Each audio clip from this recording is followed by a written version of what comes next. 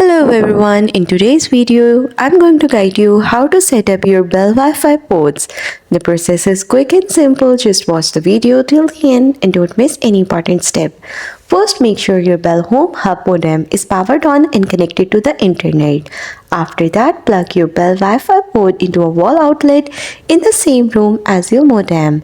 Do not use a power buffer or extension code for best results. Wait for the LED light to start blinking.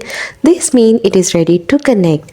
Open the Bell Wi-Fi app on your smartphone and log in with your Bell credentials. Tap Add a Wi-Fi port and follow the on-screen instructions. The app will confirm when the port is successfully linked to your network. After setting up, move the port to an area where you need better coverage. Make sure it stays within range of your modem or another port. That's how to set up Bell Wi-Fi ports. Don't forget to like and subscribe if you found this helpful.